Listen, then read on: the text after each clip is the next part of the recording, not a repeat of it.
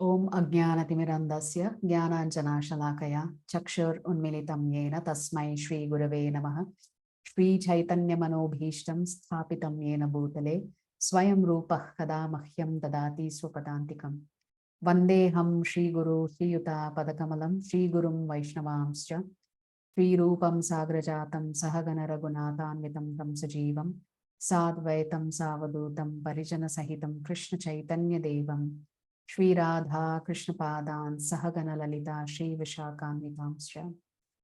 He Krishna Karuna Sindhu Dina Bandhu Jagatpate Gopesha Gopika Kanta Radha Kanta Namostute Taptakan Shanagaurangi Radhe Vrindavaneshwari Vrishabhanu Sude Devi Pranamami Haripriya Vancha Kalpadarupyascha Kripa Sindhubhya Evacha Patitanam Pavanebhyo Vaishnavebhyo Namo Namaha Nama Om Vishnupadaya Krishna Prishtaya Bhutale Srimati Bhakti Vedanta Swamin Iti Namine Namaste Saraswati Devi Gauravani Pracharine Nirvishesha Shunyavadi Paschyata Deshatarine Jaya Shri Krishna Chaitanya Prabhu Nityananda Shri Advaita Gadadara Shri Vasavi Gaura Bhakta Vrinda Hare Krishna Krishna Krishna Hare Hare Hare Rama Rama Rama Hare Hare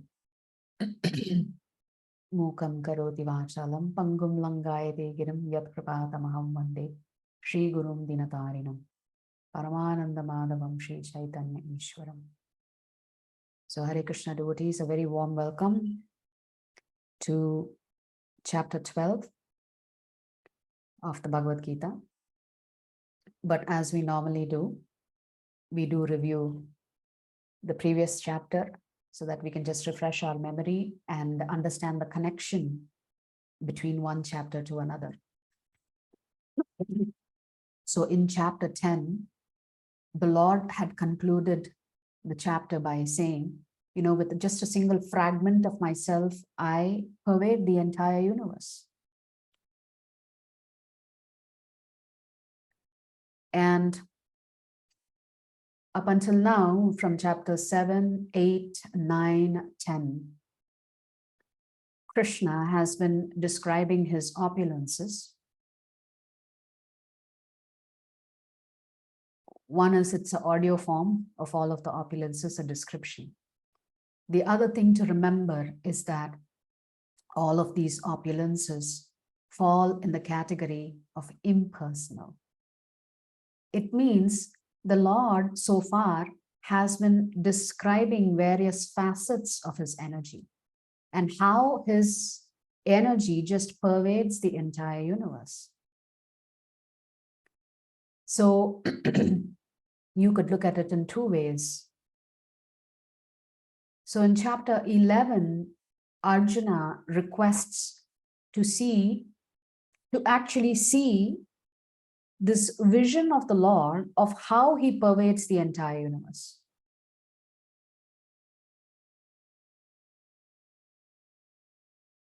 So far he has heard.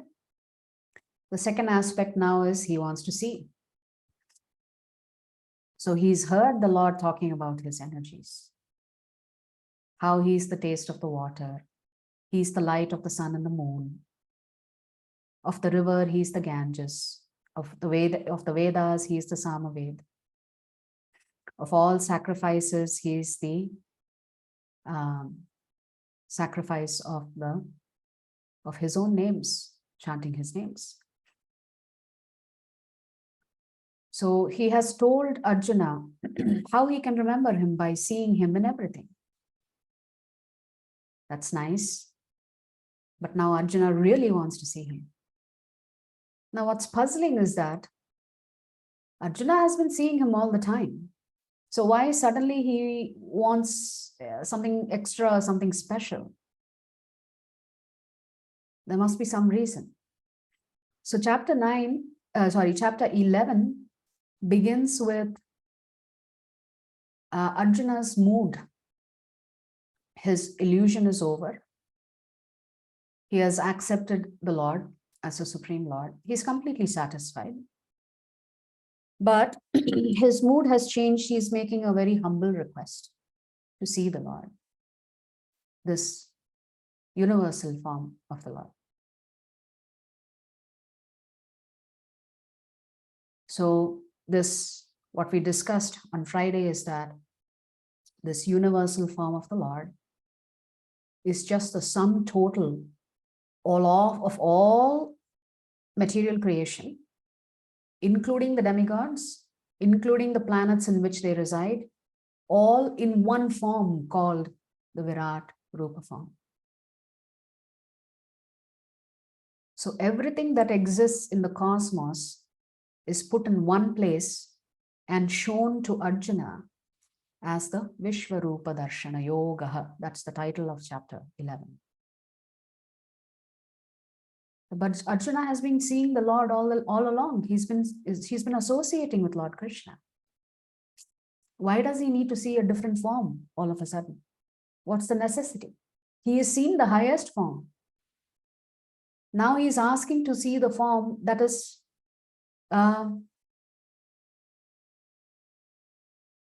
less rare than seeing the two-handed form of Krishna.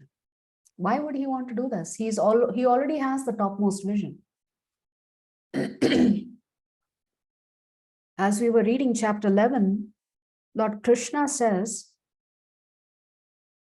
very few people get to see his two-handed form. A few more people get to see his Narayana form. And a few more than that get to see the Virat Rupa form of the Lord.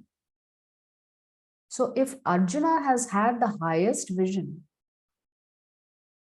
and the rarest vision of seeing the Lord in his original two-handed form with the flute, why is he asking to see lesser versions of the Lord? The connection is as follows. You see, Krishna himself has said in the Bhagavad Gita, fools deride me when I appear in a human-like form. So sometimes when somebody is dressed just like you and is apparently doing activities just like you, you may not hold them in very high regard.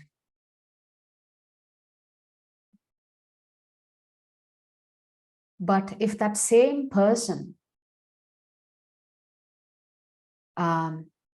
shows a completely different form, so let us say you've been good friends with somebody, but you don't know anything about his background. Of course, it's not possible to have a good friend without knowing about their background, but just in case, just play along with me here.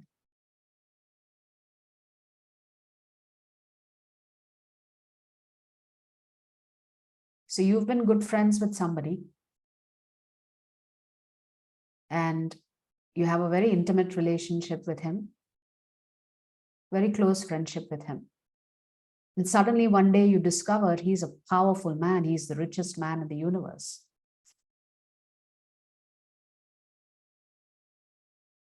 Your mood and attitude towards him is going to change. So because the Lord has also said, when I appear in my original form, not many people believe that I am the Supreme Lord. So how to change this vision then? You have to show the Lord as almighty, all-powerful, all-mystical to convince certain people that the same person is the Supreme Lord. So that's what Arjuna was doing. When he asks to see this cosmic form of the Lord, he is not asking it for himself, because he's already had the highest darshan of the Lord in his two-handed Tribhanga form. So he wanted to establish for all those who had doubts about who is Lord Krishna,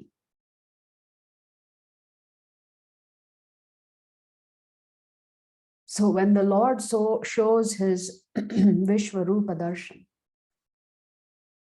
maybe because he's changed the way he looks powerful, awe-inspiring, and at the same time put some fear into your heart, maybe you'll now be convinced that this is indeed the Supreme Lord. So it reinforces and cements without a doubt that Krishna is the Supreme Lord. Because some people are not convinced when the Lord says, I am the Supreme Lord, but he happens to be making this statement in his two-handed original form. So for these doubting skeptics, Arjuna makes this request.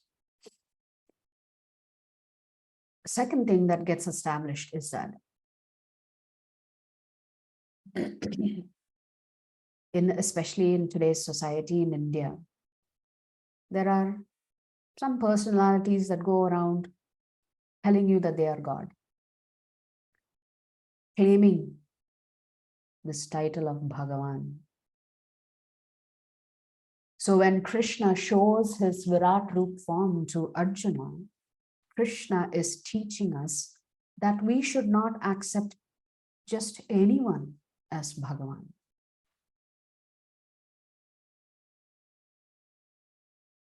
Yogis achieve great mystic powers. Just because they exhibit some powers does not make them the Supreme Lord.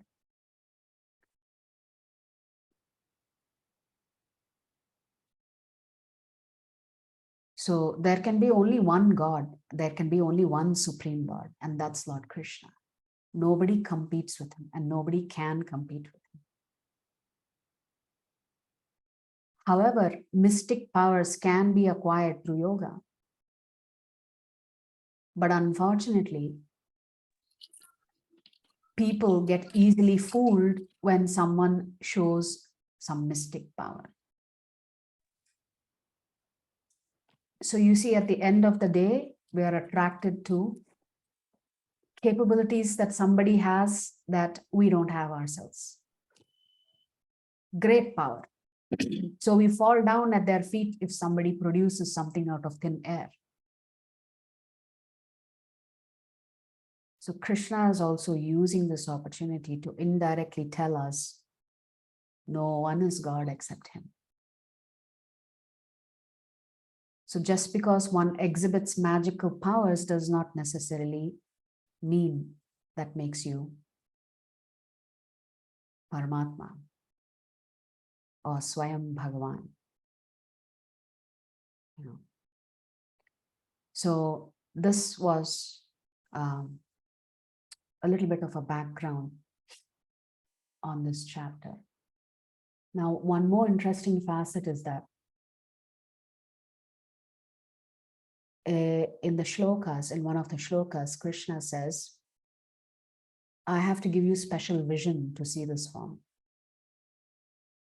Now, we can ask, why does Arjuna need special vision to see this form? He has the most special vision. He has seen the two-handed form of the Lord.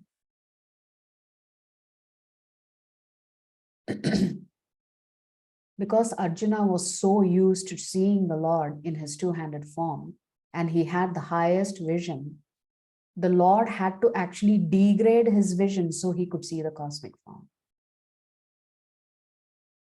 So when the Lord says, by my mercy, I'm going to give you special eyesight, he was telling Arjuna, you know, you've gotten used to seeing me as Bhagavan, but to see my cosmic form, I have to actually lower your vision. So I have to change your vision.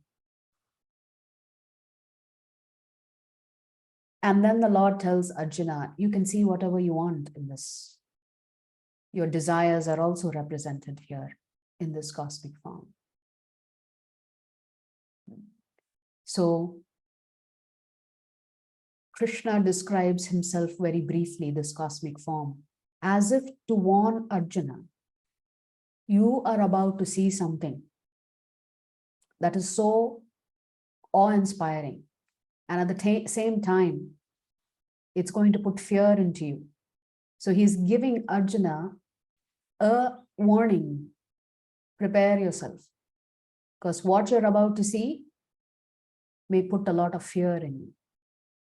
So fasten your seatbelts and get ready for the ride.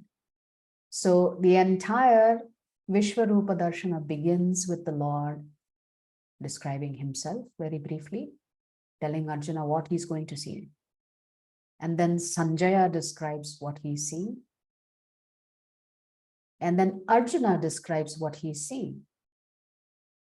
And Arjuna, as he's describing it, he's first talking about how the demigods and rishis, very powerful personalities and very highly intelligent personalities, are themselves experiencing fear when the Lord displays his Vishwarupa. After that, Arjuna says, I myself have been put into fear, my dear Lord. And out of fear, when one becomes nervous and doesn't know what to do with the situation that they are in, they keep repeating themselves again and again. So one element of nervousness is repetition.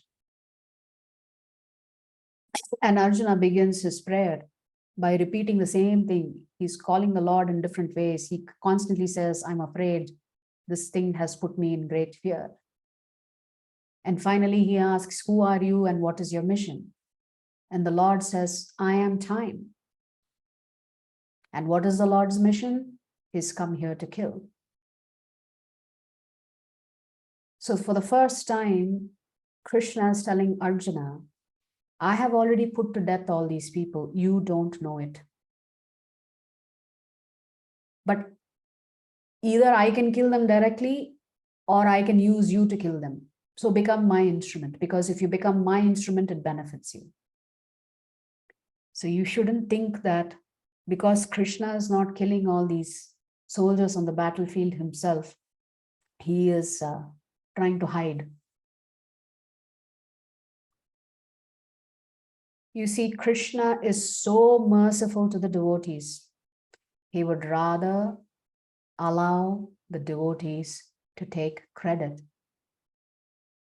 for the actions that actually the Lord performs. You see, the Lord has killed all these soldiers already just by glancing at them. Now, Acharyas explain, because all of the soldiers on the other side were taking darshan of Krishna. Just by taking darshan of Krishna, their lifespan was reduced.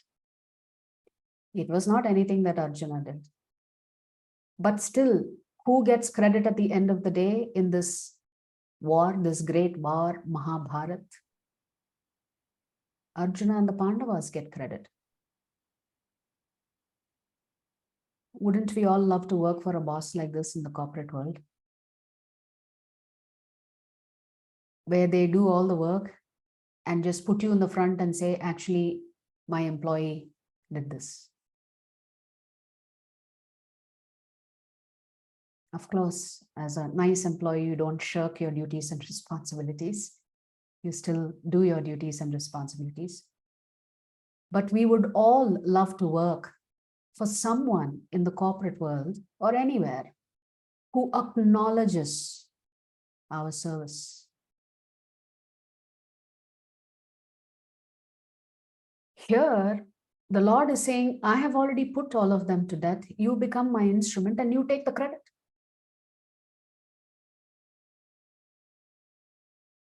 That is the Lord with his devotees.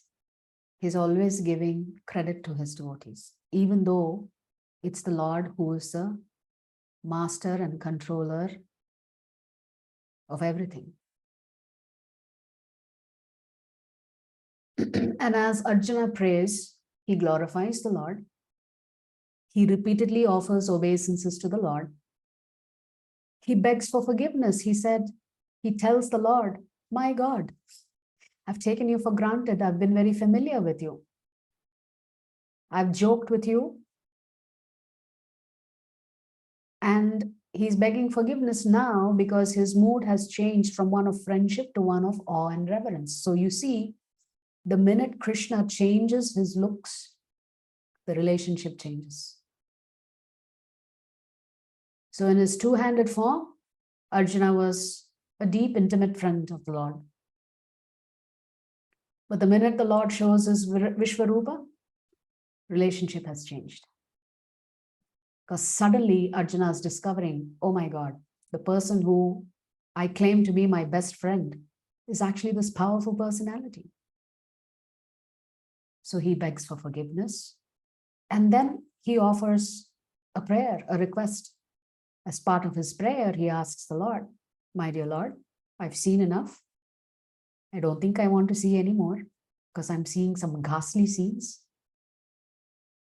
Can you please show me your four-handed form? And then the two-handed form. When Arjuna asks to see the four-handed form, Lord Krishna shows him his form as Narayan. And then to the highest form of Shyamasundara. So this Vishwarupa Darshan, since it is not real, the form of the Lord is not real. It's just the sum total of all of the Lord's external energy in one place. And also his superior energy in the form of Jivatmas, all in one place. Because it includes the demigods and their planets and all of creation, both moving and non-moving. The sum total of all of this Mahat Tattva in one place is represented by the Vishwarupa Darshan. So in reality, it is not a real form. The real form is the two-handed Lord Krishna, and the real form is the four-handed Lord Narayana, and also the Vishnu Tattvas. So in that process, Krishna says, seeing me in my two-handed form is the most rare. Not everybody gets to see it. And the Lord himself says in one of the shlokas, the demigods are yearning to see him in his two-handed form, but even they don't get this darshan. The great rishis are yearning to see the Lord with his flute in his hand, but they do not get this benediction. So there are very, very, very rare set of devotees who actually get to see the two-handed form of the Lord, much less associate with him personally in the spiritual world in his two-handed form. So this is the overall trajectory of chapter 11. And to begin chapter 12, Krishna is going to talk about the different yogas. Chapter 12 is titled Bhakti Yoga. So now that you know who's your boss, what are some of the benefits, insurance benefits, what's the password to enter the spiritual world so you can go spend time with your boss that you've fallen in love with. And now that you know the different forms of your boss, you can select which boss you want to associate with. You want to associate with the Vishwarupa Darshan. You want to associate it with the four-handed Narayana form of the Lord, or do you want to associate with Lord Krishna in his two-handed form? So now you can also select your boss. Now that you've selected your boss, you are entering into a contract with him. What is the contract you have to enter? What is the manual that you have to follow to enter into this relationship with the Lord? That is what is actually covered in chapter 12, which is titled Bhakti Yoga. Although chapter 12 is titled Bhakti Yoga, when we read the shlokas today, it's a very short chapter. It has only 20 shlokas. When you read these 20 shlokas, especially the latter half, I think 13 to 20, if you read the shlokas, you will discover the Lord actually glorifying his devotees. Why? Because his devotees are always preoccupied with performing bhakti. So the Lord is going to describe the 35 wonderful qualities that his devotees have. So as we go through this chapter, you can see for yourself, do you have any of these qualities? And if you don't, how are you going to cultivate those qualities? These qualities attract the Lord to you. So we can begin today's chapter. So chapter 12 is titled, this is a summary of the 11th chapter, Arjuna's state of mind, the universal form of the Lord, Arjuna's prayers. In the process, we also discussed how we should pray, right? We should begin by glorifying the Lord. We should offer our gratitude. We should beg for forgiveness. And then we can make a request to the Lord.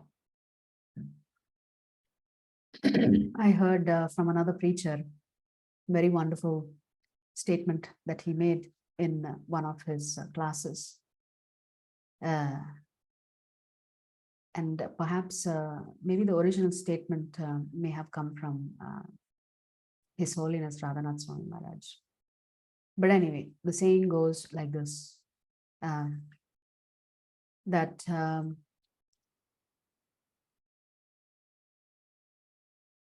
we should use material things to go back to Krishna. We should not use Krishna to ask for material things. Rather, with whatever Krishna has already given you and me, whatever little that we have, or if you feel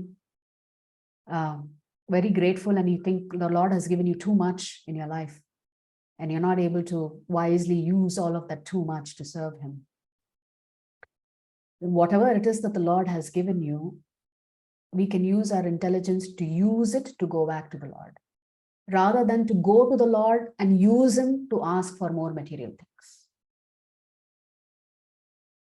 So ideally, that should be our prayer. We should ask the Lord to always keep us in association of other devotees, because without this association, our sadhana will slip. Without doing some seva, our sadhana will slip. Our attraction to the Lord will be distracted. So the only way we can protect this very delicate plant, this bhakti creeper. You know, bhakti is considered a creeper. It is not considered a tree. The creeper is using another object to wrap itself around and grow. This creeper needs other devotees' strength so that it can grow. So a bhakta needs other bhaktas in order for their bhakti to grow.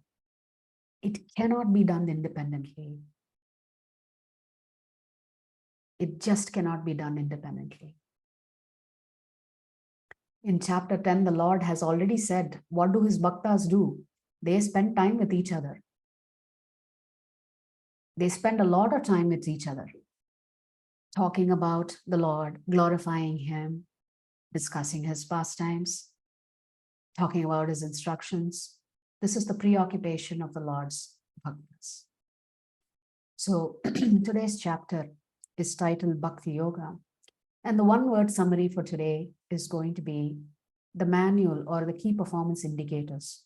What are the qualities that a devotee acquires that actually attracts Krishna to them, like a magnet? That's what we're going to discover today, 35 qualities. But before we begin, let's offer our humble obeisances to His Divine Grace, A.C. Bhaktivedanta Swami Srila Prabhupada. Srila Prabhupada Ki Jai. So what I'm going to do today, because there are only 20 shlokas, I thought it would be really nice to actually read the translation of the 20 shlokas. And along the way, I will try to remember to explain certain facets to you. And then at the end of the class, we'll quickly run through the slides. I really enjoy reading the shlokas because then you can hear the Lord's words to Arjuna. So this particular chapter begins with a very interesting question. And I'm now going to tell you the connection between chapter 11 and chapter 12. So Krishna has said, you can remember me by just thinking about how my energy pervades everything and anything in this universe. I am everywhere and in everything. So we said Krishna's energies being everywhere and in everything is an impersonal aspect of the Lord.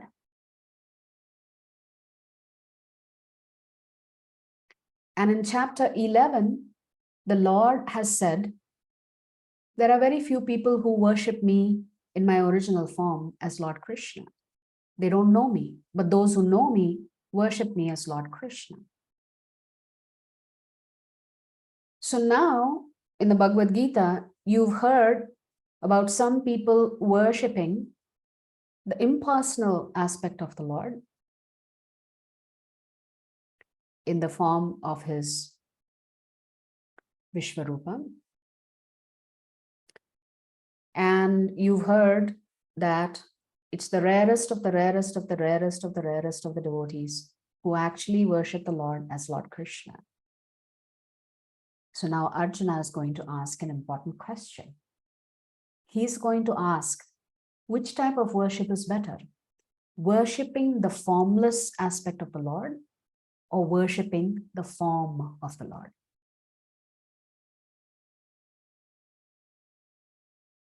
And Krishna is going to emphatically tell Arjuna, worshipping him in his form is superior. In our culture, we have two categories of transcendentalists. One is called the Brahmavadis, the other is called the Mayavadis.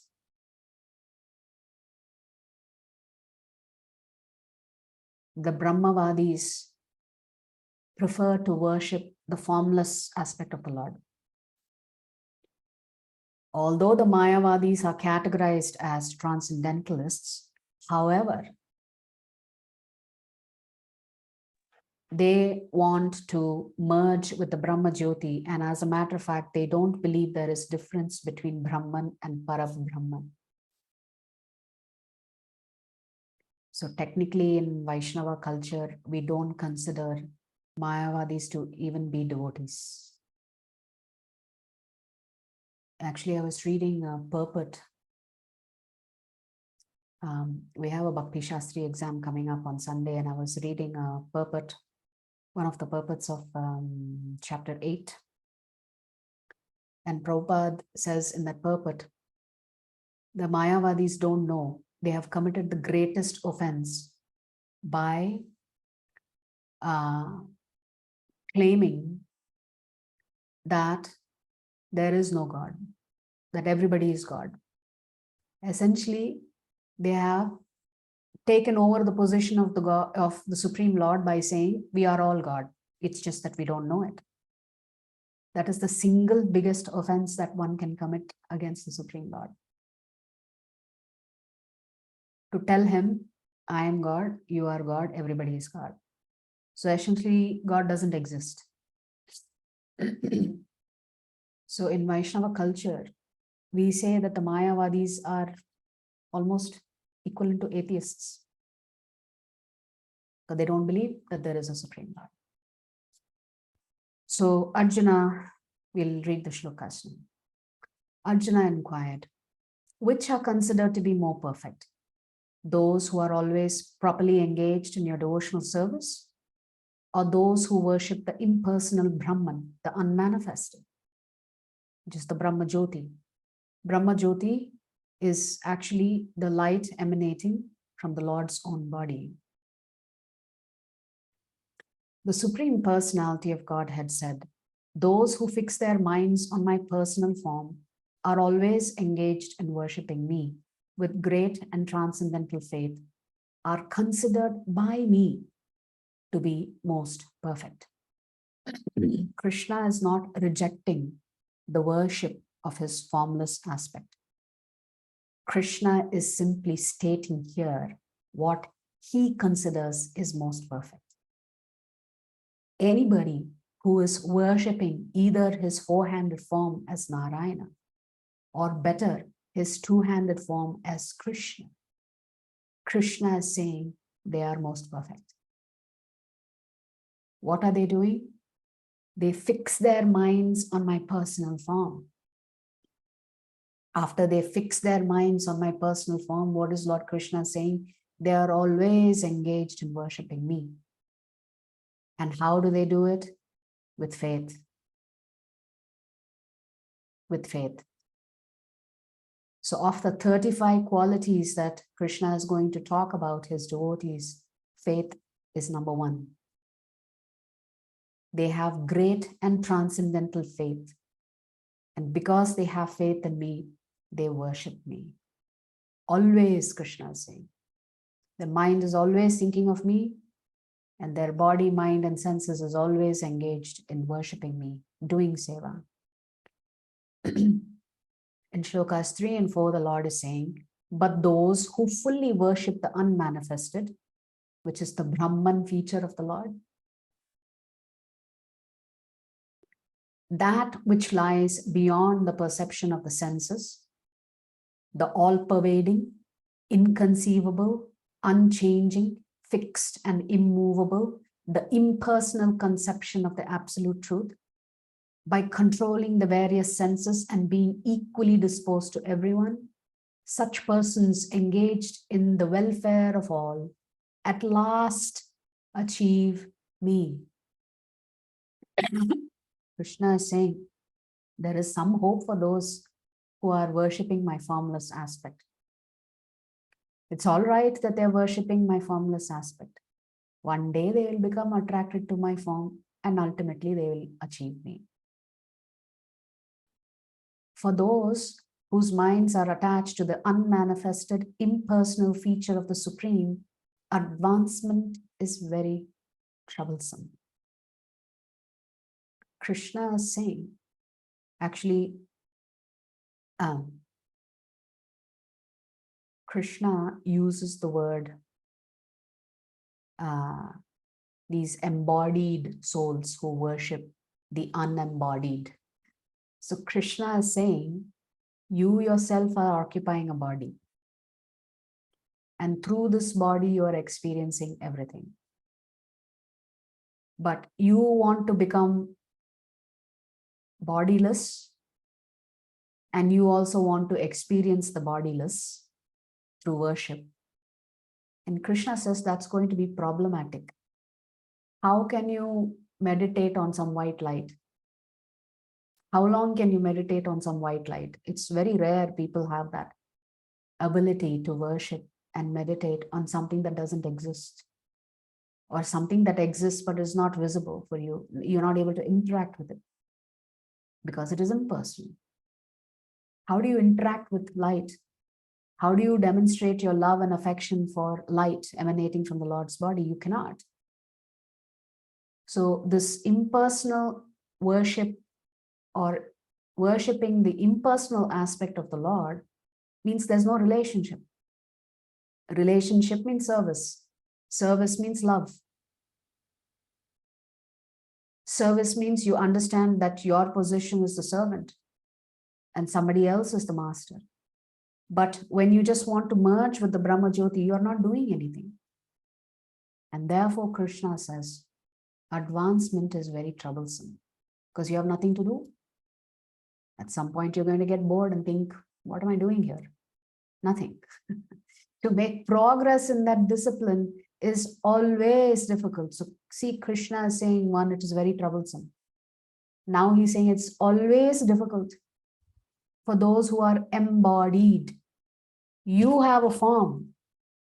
And therefore, for somebody who has a form, including a spiritual form, trying to worship the formless is going to always be difficult. So Krishna has used very troublesome, and then in the next sentence, always difficult. But this is what the Advaita philosophy is, that you're non-different from God, and all you want to do is merge into the Brahman, and then you become God. Krishna is saying, this philosophy is a little troublesome. This philosophy is the solution is also, the result is also very difficult. And then Krishna comes back to his devotees. But those who worship me, giving up all their activities unto me, and being devoted to me without deviation, engaged in devotional service, and always meditating upon me, having fixed their minds upon me, O son of Pritha, for them I am the swift deliverer from the ocean of birth and death. Krishna is saying, I take personal responsibility for my devotees. What does he do? He quickly makes you transcend the cycle of birth and death, which means the Lord is personally engaged in his devotees' life. So the Lord is just repeating what he's already said in chapters 7, 8, and 9, and 10. So here are some qualities of his devotees. What do? They give up all activities. They do everything for Krishna.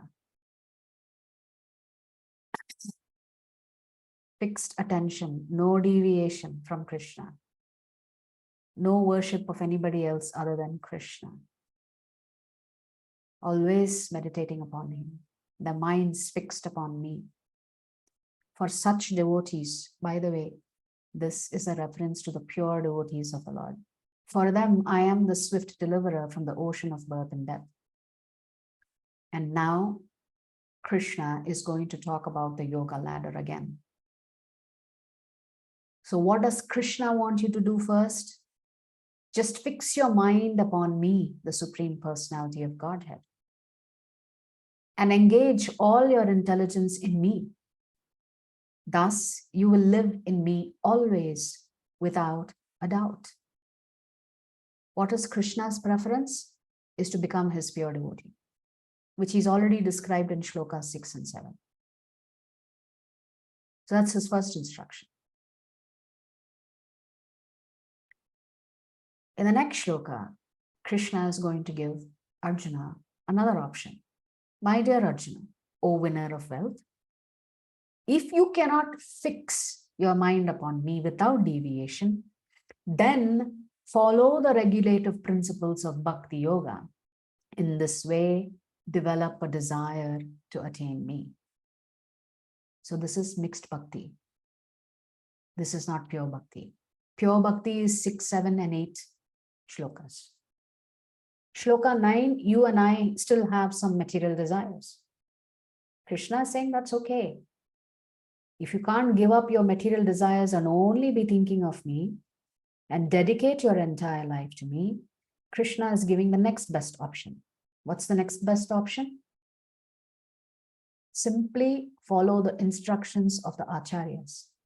Follow the regulative principles of Bhakti Yoga, which is hearing, chanting, associating with devotees, reading the Bhagavatam, Srimad Bhagavad Gita, taking up seva, observing Ekadesi fast, waking up early in the morning, following the 4 regulative principles.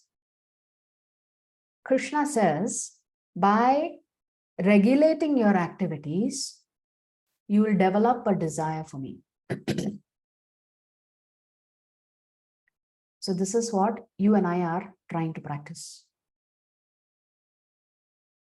We're trying to develop a desire to achieve Krishna Prema. But because we don't have that complete purity yet, we have to start somewhere, right? So Krishna is saying that starting point for you is to practice sadhana in the association of devotees. Chanting, hearing, worshipping the Lord, offering him something, associating with the devotees, going on yatra, keeping fast, etc., etc., etc. So Krishna is saying you can reach to the level of shloka 8 by beginning your journey in shloka 9 by following the instructions of the acharyas, which is what you and I are trying to do by following as much as we can, as sincerely as we can, the instructions given by Srila Prabhupada and all of the Vaishnava acharyas. In this way, we can develop a desire for Krishna. Now Krishna is going to give one more option. Let us say you cannot do sadhana bhakti. This is pure bhakti. This is called sadhana bhakti. You're a sadhaka, you're practicing. You are not a pure soul like in shloka 8. At least I am not a pure soul. Maybe some of you are pure souls. So for fallen people like me, we need rules and regulations. We have to begin with sadhana. Sadhana bhakti, this is called. What if you cannot practice sadhana bhakti? Then what? Krishna gives one more option. If you cannot practice the regulations of bhakti yoga, then just try to work for me. Because by working for me, you will come to the perfect stage.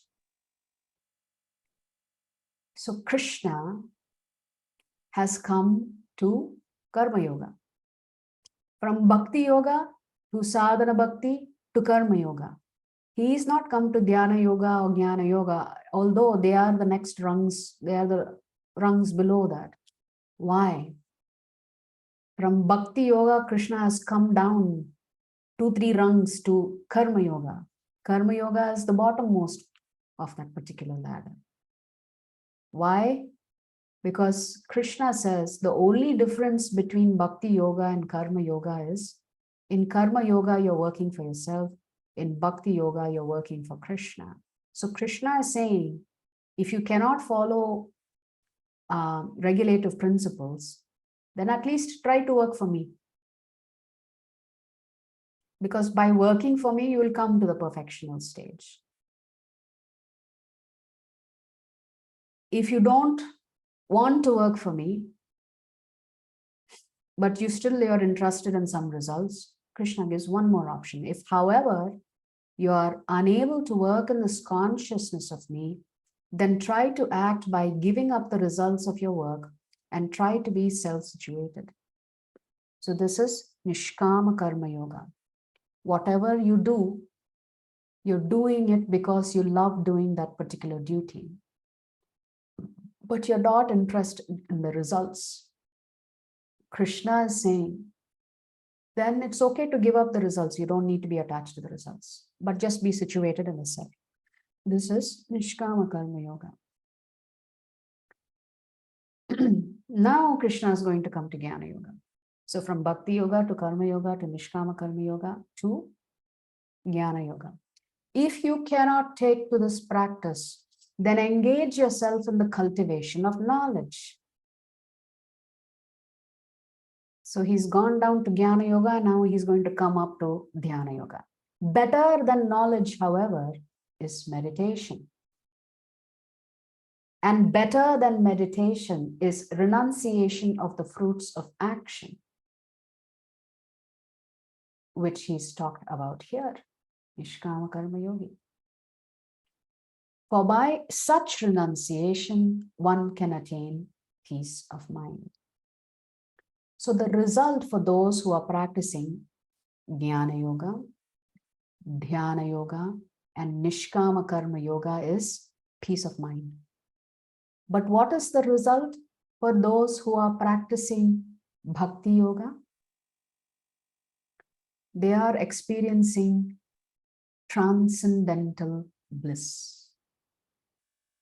They are experiencing Ananda. So Ananda includes peace of mind. But for those practicing the other rungs of the yoga, they don't experience bliss because they are not in a relationship with Krishna. Krishna is the reservoir of all bliss. He is the reservoir of Ananda. So if you're not connected to Krishna, how can you experience Ananda? So the maximum benefit you will get is peace of mind. Vaikunta, no anxiety. So you see how Krishna is coming from the top rung to other rungs to tell you, these are all options he's giving you to ultimately reach him. But in Krishna's mind, becoming his devotee is the topmost position that one can achieve. So what we have discovered here is that there is karma yoga, which you're practicing to experience benefits on the bodily platform, which is enjoyment, enjoying the results. Jnana yoga, you're practicing on the intellectual platform. This is practiced by Vedantists. Dhyana yoga, you're engaging your mind in thinking and meditating on Paramatma. So you see, you're moving from body to intelligence, to mind, and now to bhakti, which engages the soul. So karma yoga means you're interested in enjoying the fruits of your results. Jnana yoga, you are enjoying the intelligence that the Lord himself has given to you as a gift. In Ashtanga yoga or Dhyana yoga, you are enjoying having the ability to control your mind. And in Bhakti yoga, your soul is completely engaged in performing service to the Lord and his devotees. So from the physical level to the intellectual, to the mental, to the spiritual. Now you can see how the ladder is progressing. So slowly you elevate yourself from the physical platform to the more subtle platform of mind and intelligence, and to the most subtle platform of the soul. This is the elevation of your consciousness. So now from 13 to 20, Krishna is going to describe the qualities of his devotees.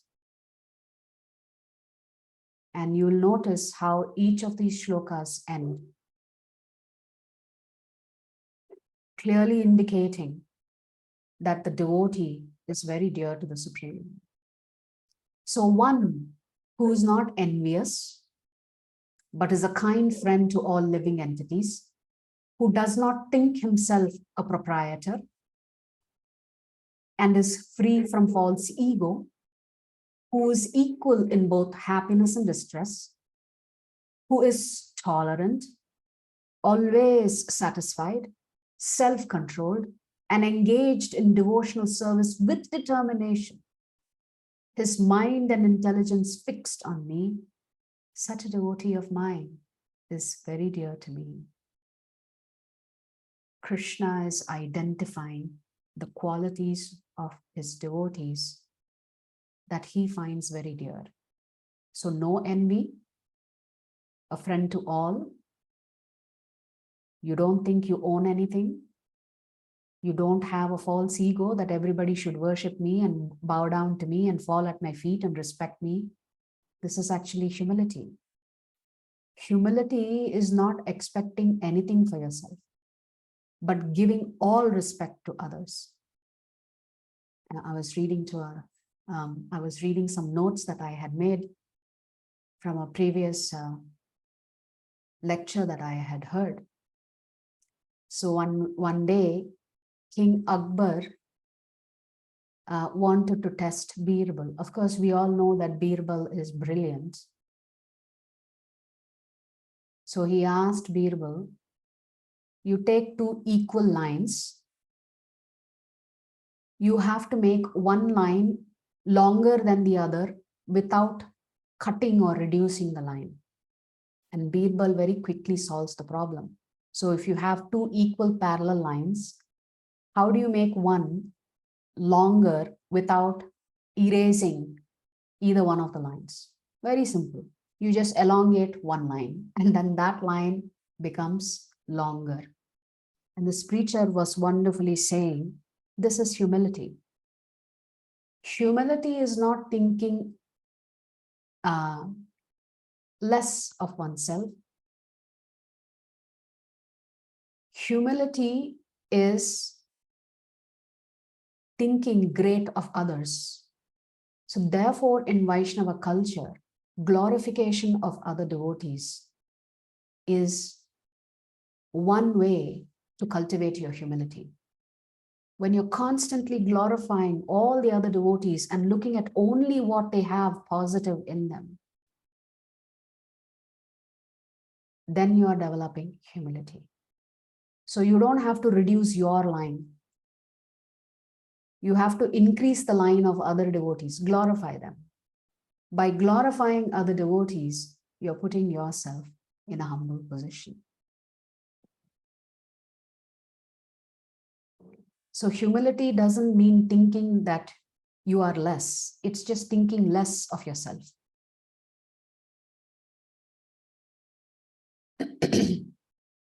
Devotees are tolerant. They are always satisfied. They are self-controlled. And most importantly, they engage in bhakti with determination. Such a person is very dear to me. He by whom no one is put into difficulty and who is not disturbed by anyone, who is equipoised in happiness and distress, fear and anxiety, is very dear to me. Krishna says, if you are his devotee, you will go out of your way to make sure you don't cause harm to others. You don't disturb others unnecessarily, nor do you get disturbed by others. You are equipoised. You are free from fear and anxiety. My devotee, who is not dependent on the ordinary course of activities, who is pure, expert, without cares, free from all pains, and not striving for some result, is very dear to me. Krishna is saying his devotees become experts in everything. Because why? They're doing everything to please the Lord. So how can you not end up being an expert? If your whole objective is to serve the Supreme Lord, then anything and everything that you do is sublime. You're not doing anything to satisfy yourself. When you're doing everything to please Krishna and his devotees, then automatically you will become an expert in whatever you do. See, this is the mood in which we should take up seva. A lot of us don't take up seva because we are afraid. We will not do it right. We're not qualified. I don't have time. I'm not perfect. My sadhana is not good. If I take up the seva, my sadhana will get disturbed. Yes, definitely one must protect one's sadhana.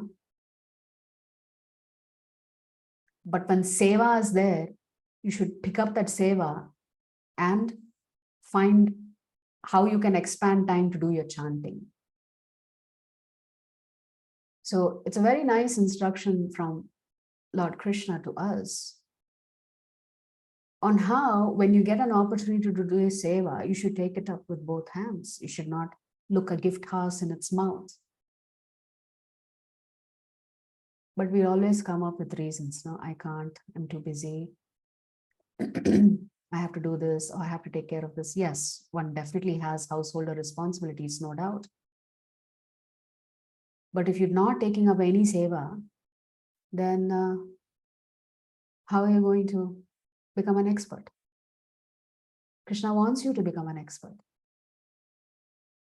One who neither rejoices nor grieves, who neither laments nor desires, and who renounces both auspicious and inauspicious things, such a devotee is very dear to me. So in the process of worshipping the Lord, we give up rituals. This is inauspicious, that is auspicious, Our focus is just to please the Lord.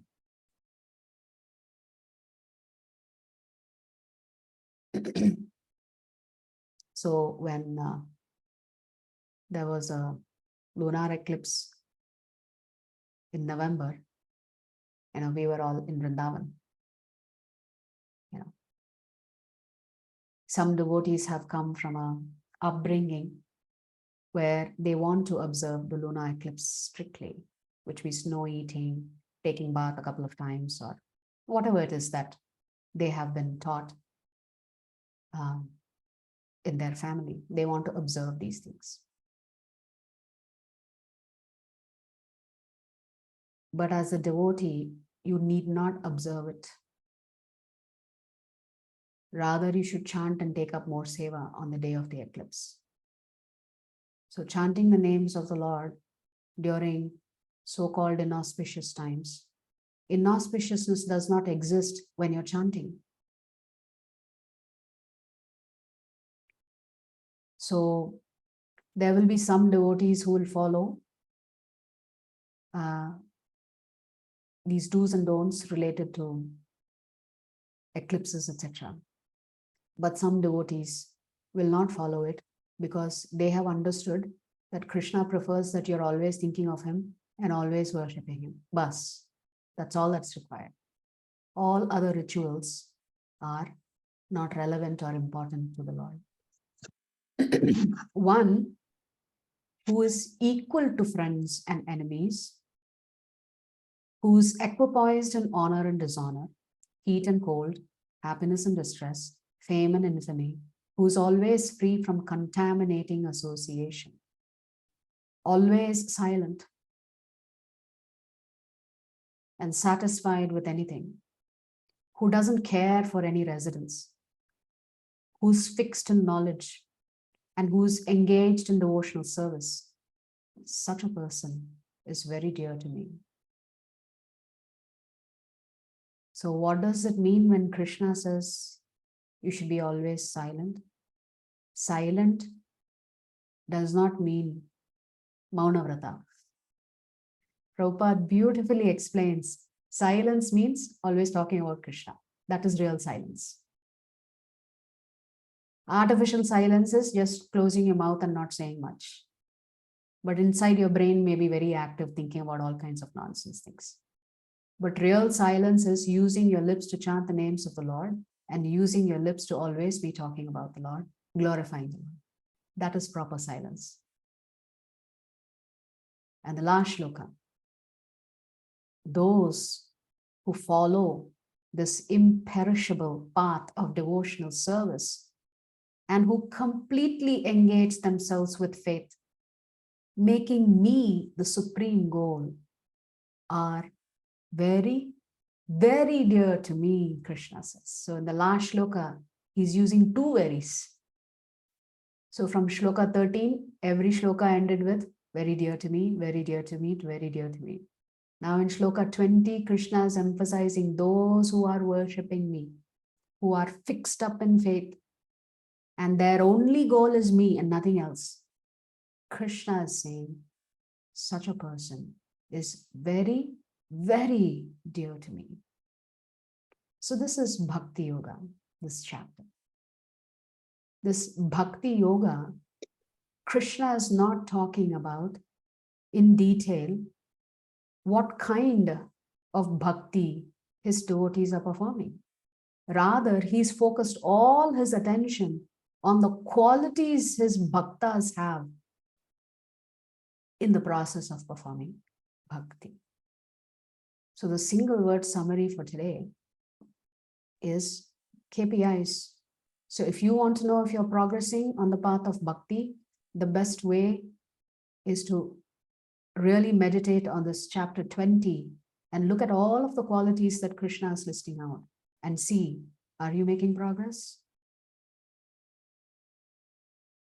What are the areas that you need to work on that's going to attract Krishna's attention to you? So we'll quickly go through the slides now. So acronym for today is God. Who is the Supreme Personality of Godhead? Krishna is saying worshipping me in my person, in my form, is superior than worshipping his impersonal aspect. The Lord is both formless and has a form simultaneously, but his form is the topmost. What are the options? Well, you can become a pure devotee of the Lord, or you can practice sadhana bhakti, or you can practice karma yoga by working for Krishna, or you can achieve the stature of nishkama karma yoga, or you can practice jnana yoga. Better than jnana yoga is dhyana yoga. And equal to jnana yoga and dhyana yoga is nishkama karma yoga, where you're giving up all of the results. But the result of all of these activities is peace of mind. There's no bliss. Although peace of mind is not bad, huh? So we shouldn't make fun of peace of mind. Peace of mind is a wonderful thing to have. But bliss is a better thing to have, because when you're blissful, automatically you're peaceful.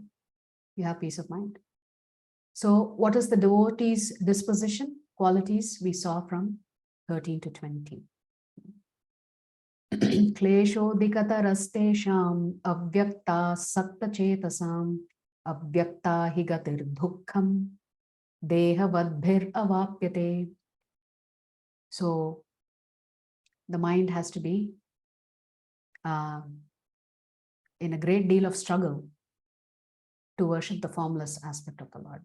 So Krishna is saying troublesome and very difficult, always difficult. So what's the difference between the other yogas and bhakti yoga? In other yogas, you are trying to control the senses. In bhakti yoga, simply by engaging your senses, mind, and intelligence, you achieve the same purity. So in the other processes of yoga, you are trying to understand Brahman feature of the Lord. This is in Jnana Yoga. Both in Jnana Yoga and Dhyana Yoga, you must first be celibate. Only then you can undertake Jnana Yoga and Dhyana Yoga. Whereas we don't need any purity to begin practicing Bhakti Yoga. So just by beginning sadhana bhakti, by rendering Navavidha Bhakti, right? The 9 types of bhakti that you can offer that Prahlad talks about in Srimad Bhagavatam. Krishna says you will make progress very swiftly. So Krishna has said this process is very troublesome, the other processes of yoga, and also very difficult. Bhakti yoga is very easy and natural. It's natural for us to serve. It's natural for us to associate with a form. It's natural for us to be attracted to another person's beauty, to their intelligence, to their activities. It's very unnatural for us to be meditating on some light. Why not meditate on the form of Krishna? Because that's easy and natural. Why? Because we are also embodied, Krishna says. We are occupying this physical body and therefore focusing on something that has a physical form in the form of Shyama Sundara. It's easy to practice Bhakti Yoga. There's no relationship established with the Lord in the other yogas. Only in Bhakti Yoga, you're establishing an intimate connection with the Lord. In the other forms of yoga, you're like that baby monkey. You have to hang on for dear life. The mother is not holding on to the child. The child is trying to hold on to the mother.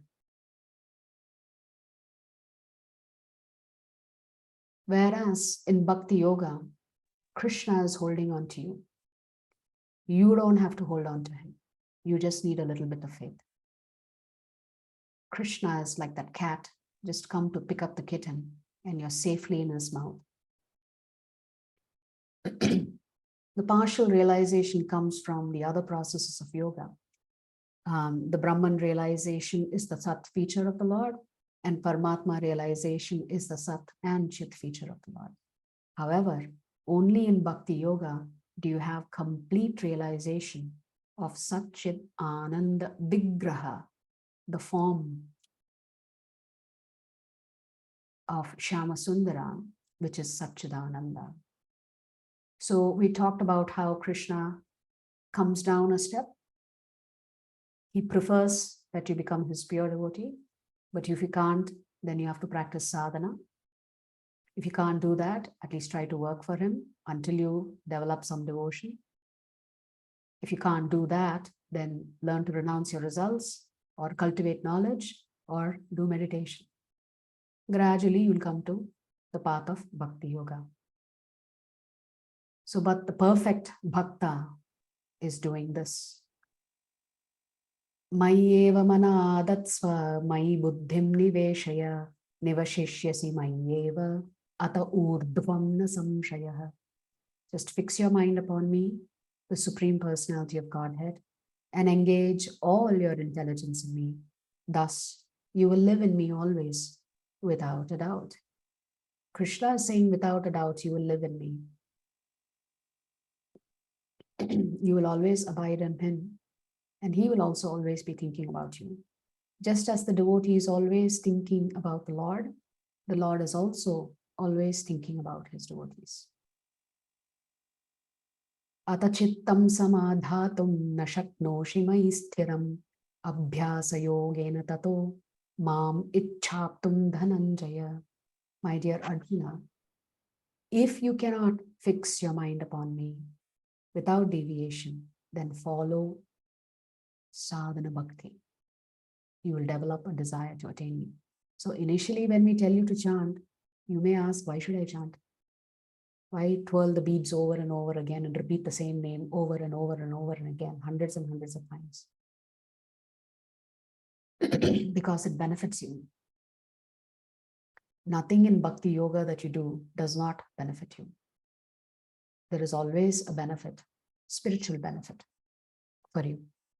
So initially you may not like the idea, why should I fast? Why should I come and do seva in the temple? Why can't I just chant on my own? This chanting is nice. But Krishna wants you to follow the instructions of Acharyas. So what are the instructions? So the Acharyas' instructions are there in the books. And the Acharyas' instructions also come through the lips of other devotees, through sadhu. So you have to take guidance from Vaishnavas and spiritual master and Acharyas. You have to rise early. It is said in our culture, in Shastra, that one must visit a temple, Vishnu temple, at least twice a day. But most of us are not fortunate to stay closer to a temple. Actually, one of the instructions that we give ultimately when a devotee becomes really serious in Krishna consciousness, and I'm actually getting this instruction constantly from our temple president, His Grace, Varada Krishna Prabhu. He's been asking me to move closer to the temple. Why? Because if you move closer to the temple, you can always engage in seva. You can come and go. You don't have to worry about a long commute, taking care of this, taking care of that. So in our culture, you're supposed to take darshan of Lord Vishnu twice a day. It's easier to do all of these things if you're living close to the temple. But if it's not feasible for you and you're not living close to the temple, then at least once a week you should come to the temple. But don't come by yourself, do your japa and leave. Come because you want to associate as a group and take up seva. The wonderful thing in all temples is that we are all divided into various groups. So our group here is called Giridhari Circle. There are many other groups in our temple. So these groups come together for classes, worship together, take up seva together. And this is how we build and develop our relationships. I think somebody met me in the temple last Sunday, and they are attending 2 different classes, my class and somebody else's class. Now, what's going to happen? If you happen to be in Bangalore, I will call you for seva. The other group will also call you for seva. Eventually, it's going to create confusion for you and confusion for us. Because both of us will be calling you for class, calling you for seva. So therefore, in ISKCON, just to keep things simple and easy to manage, when there is seva opportunity, preferably, please take up the seva that is coming from the group that you're associating with. As much as possible, although there's nothing wrong with listening to other great preachers in ISKCON, whether they are preachers within our temple or on the digital space, there's nothing wrong. But to really actually develop loving relationships, you should stick to one group. So somebody met me in the temple and said, well, I've signed up for your class and I've signed up for that class. I said, I'm okay, you can attend any class you want. But eventually you'll have to select one group that you want to spend time, because that's where you will develop relationships. But if you attend different groups, classes, eventually it will create confusion and unnecessary tension among groups. Not that we want to fight unnecessarily, but misunderstandings can happen when you're not sticking to one group. So our temple has around 10-15 groups. Each group takes up seva on a rotation basis. So every Sunday, you will have 4 or 5 groups. One group will be serving prasadam. One group will be cooking prasadam. One group will clean the hall after everybody is gone. One group will be responsible for preaching activities that day in the temple. So like this, on a rotation basis, groups take up various sevas. That is why I was requesting all of you all to come today to the temple, so we can also discuss what seva we can take up. We can also cook, we can also clean, we can also serve prasadam. But unless we have sufficient number of devotees who can come regularly to the temple every Sunday, we cannot take up any of the seva. So we need at least 15 to 20 committed Krishna sevaks, Giridhari sevaks to do this. It's been our desire to do this for a long time. And I know some of the volunteers have heard me speak about this for a long time, but we've not put it into action yet. And that is really concerning for me, because not only am I depriving all of y'all the opportunity of taking up seva in the temple, but we are depriving each other of Vaishnava association and progressing on this path of bhakti. This is how important it is to come to the temple. Some of you are not here in Bangalore. You are very nicely, you are attending all our classes, but I'm begging and pleading with you to please associate with your local temple there. Take up the seva with the local temple. Whatever it is, join a group, develop your relationships, because that is going to benefit you tremendously. See, digital space, you can only do so much, right? I cannot really get to know you that well just digitally. But it's easier to establish a relationship when we are in the physical presence of each other. So my request again to all the devotees here who are on the call today, who are in Bangalore, please come to the temple at 4:30. We can do a short kirtan. We can chant together. Since we are observing Ekadasi today, we can have a maybe short Harikatha and we can discuss volunteering opportunities. So we have to enter the temple and offer prayers. We have to chant the holy names of the Lord. And our Shastras also say, every time you enter the temple, you must offer something to the Lord. So you can purchase flowers, fruits. Some of us may put some coins or notes in the hundi. You should never come empty-handed to the temple. It's there in the Shastra. How else are you going to express your gratitude? Your gratitude can be offered by words, but it should also be offered by action. So never leave the temple without offering something to the Lord. So we can cook for the Lord, we can honor prasadam together, and of course we can hear. The qualification is anybody can do it. The result is you get love for the Lord.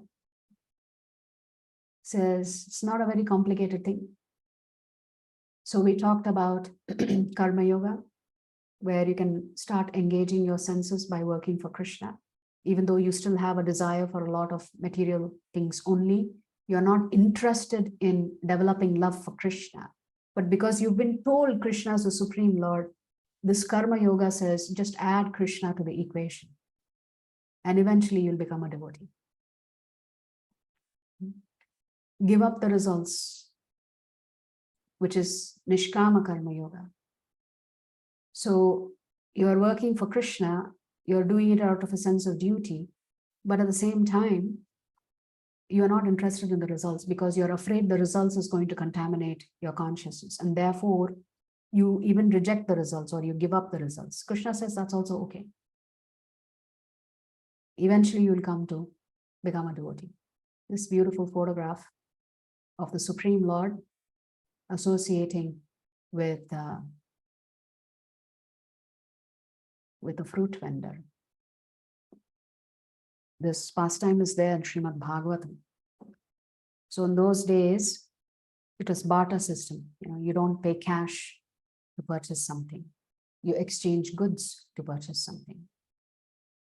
So our little Kanaya used to observe Mother Yashoda exchanging things with others to get something that you want. So he saw a fruit vendor outside and he thought, I want some fruits. So he runs inside the storeroom to pick up some grains of rice in his little palms. And by the time he comes out of the house, most of the grains have fallen on the floor. And our baby Kanaya is quite distressed, thinking, I've not got sufficient grains, so how am I going to get the fruits? He's looking at the palm of his hands and it's just 1 or 2 grains stuck to his fingers. At that time, this fruit vendor, of course, the Lord is attractive. So when she sees the Lord, she becomes deeply attracted to the Lord's beauty. And she realizes that the Lord had just 2 or 3 grains of rice stuck to his hand, and he had tears in his eyes. He wanted the fruits, but he didn't have sufficient quantity of grains in his hands to offer the fruit vendor.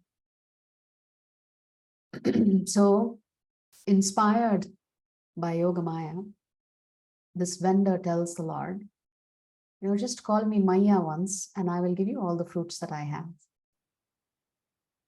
So the Lord very obediently calls her mother.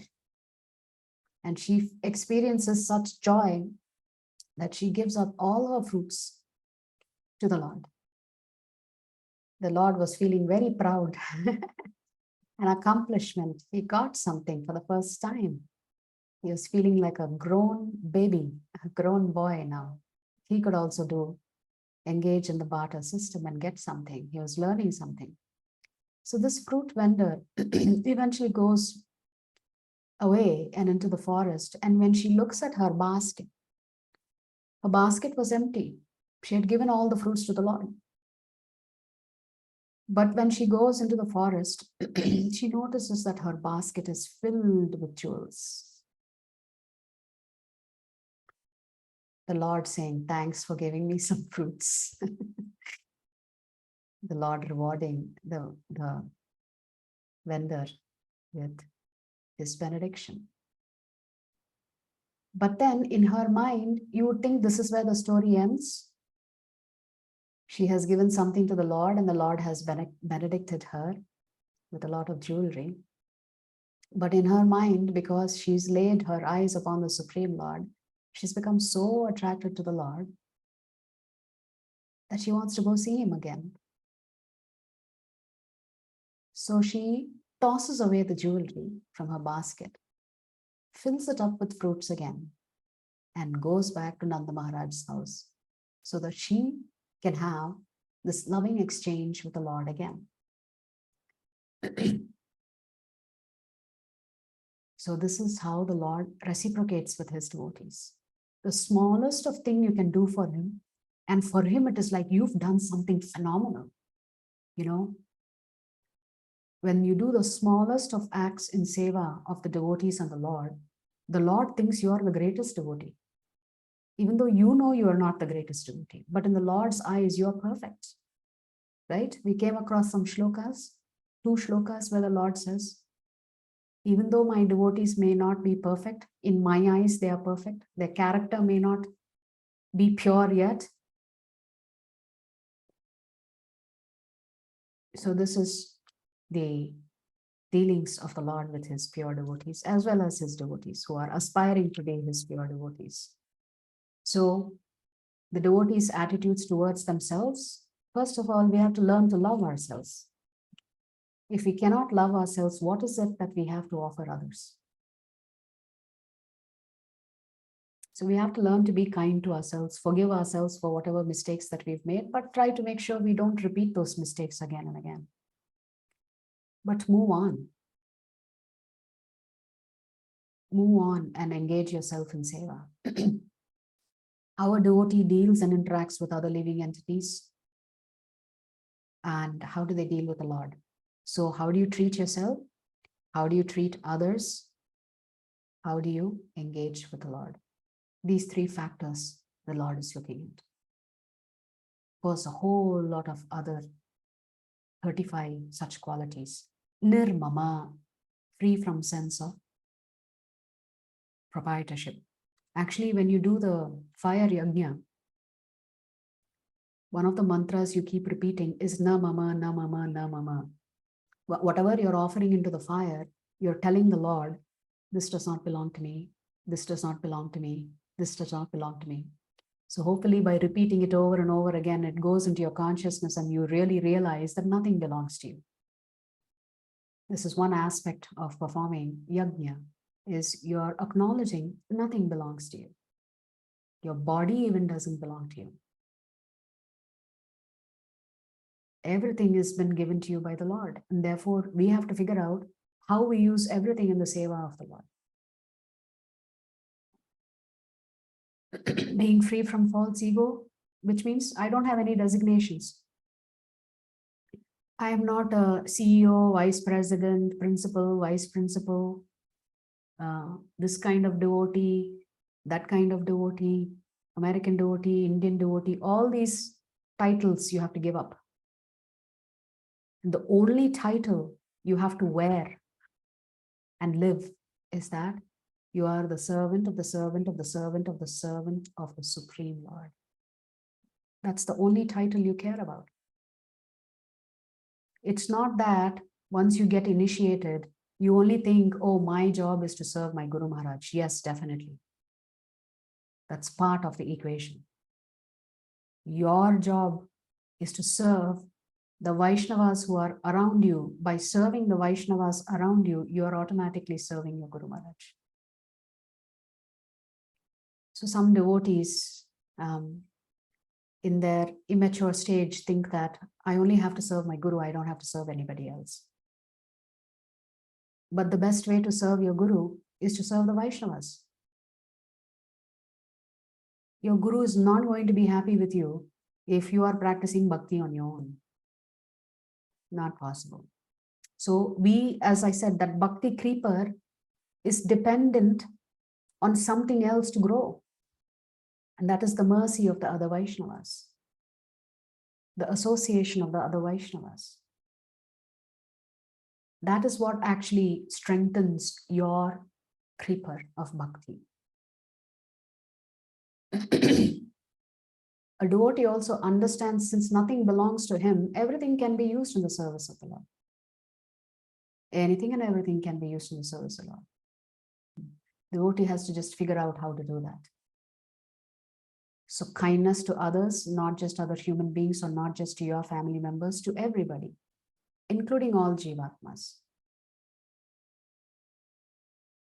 Udasina, without cares, which means without worries. Always free from contaminating association. Over a period of time, when you begin to practice sadhana bhakti, you will want to spend more time with devotees and less time with others who may have been as part of your friend's circle. And I know devotees experience immense internal conflict when they realize that they're developing love for the devotees and their love and affection for their friends in the material world, or their interest or desire in spending time with friends in the material world reduces. When that reduction happens, it creates a conflict within you because you are thinking, I've known these souls for so long. They've been my friends for so long. So you feel extreme pain sometimes asking yourself, if I spend less time with them, am I rejecting them? Because your taste has changed, you see. So you may not want to spend time with the friends that you grew up with simply because your taste and relationships have changed. So devotees will experience this conflict, internal conflict of what to do. Because by giving up your friends, you're rejecting them. You've taken on new friends in the form of devotees in the temple, and you're happy to be with them. But Krishna says we have to give up contaminating association. What does he mean? When you're practicing sadhana bhakti in the initial stages, other people and their consciousness can influence you very easily, which is why we stress coming to the temple, to strengthen your faith, to strengthen your sadhana. Because when you become more mature in bhakti, then it is easier to deal with your friends on the spiritual platform and figure out how to smartly guide them too onto the path of bhakti and not necessarily reject them. But in the initial days, if you want to protect your creeper, Krishna is asking you to become free from contaminating association. If you leave the association of devotees, you're likely to be influenced by somebody else, somebody else's consciousness. So Krishna is saying this is how careful his devotees are. Of course, if you're an Uttama Adhikari, you can interact with anybody because you're so pure, your consciousness is not impacted. Because you are freely giving love of Krishna to everybody. You're not discriminating. But in our early stages, we have to decide for ourselves how we want to protect this bud so that it doesn't get destroyed. Because when you're watering that creeper, you're also watering the weeds. So you have to constantly de-weed. So you have to be conscious of that, right? So we discussed all of this, how a devotee is always self-satisfied, self-controlled, tolerant, equipoised, neutral, pure. He becomes an expert in everything that he does. He's not tied to any particular residence. He doesn't complain, and he also does not react with great joy when things are going well in his life, because he knows at any moment things can change. But what symbolizes a devotee is that they are determined, they are fixed up in their faith, and they engage in devotional service. So this is a devotee. The very last shloka, where the Lord says, one becomes very, very dear to me. Ye tu dharmamritamidam yatoktam paryupasate shraddhadhanamat parama bhaktastetiva me priya. Those who follow this imperishable path of devotional service and who completely engage themselves with faith, making me the supreme goal, are very, very dear to me. So with this, we come to the conclusion of the middle 6 chapters of the Bhagavad Gita, which is titled the Bhakti Yoga section, where you have learned more about who is the Supreme Lord, the Paramatma, and how he is there in everything and everywhere. He pervades everything as Paramatma. So in these 6 chapters, we began chapter 7 with Jnana Vijnana Yoga, which is knowledge of the Absolute. Who is the Absolute? The Absolute is the Absolute Boss, Krishna. Akshara Brahma Yoga. The word Akshara means imperishable.